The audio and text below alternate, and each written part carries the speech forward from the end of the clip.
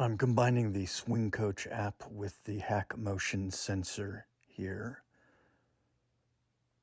And according to the HackMotion, the numbers are green across the board.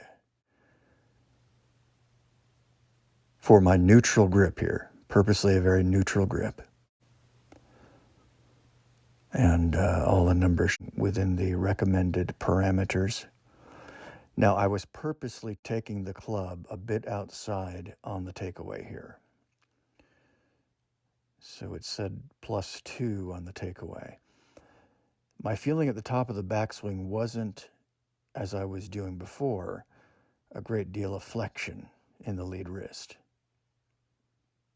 and therefore extension in the trail wrist. No, it was just a feeling of stability, not a feeling like the club head was going very far back at the top of the swing. Back, that is, in terms of towards the net here. The feeling was of great width. I was purposely creating great width in the backswing, really trying to stretch it out. As I said, go outside a bit on the takeaway. And then a slight feeling of rerouting in transition. So feeling going a bit outside here, the club head just below, totally toe up at shaft parallel. And then now a feeling, okay, rerouting just a bit, just to let the hands drop and swing. A feeling of swinging inside to out. Yes. Okay, so those were the swing thoughts here. I wasn't concerned with anything else. I don't trust the swing plane app on the knees measurement. I do trust it on the swing plane. I'm not sure I trust it on certain other measurements.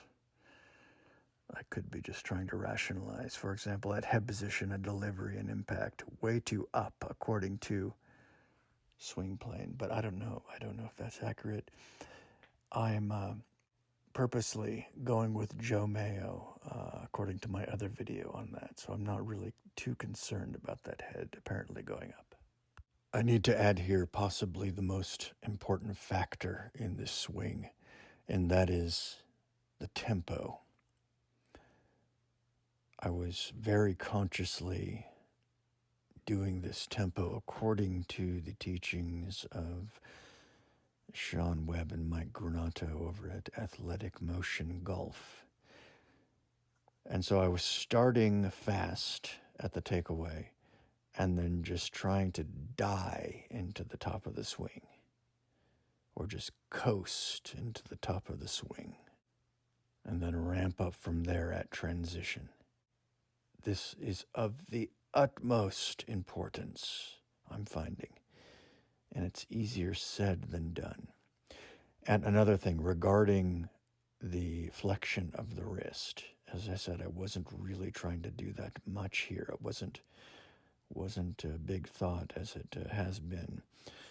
And so I wasn't trying to flex that wrist radically right at transition as I was before, and I was, getting really good compression that way. But that feeling wasn't part of this swing.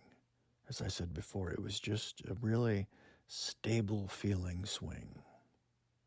But that tempo, all important, die into the transition.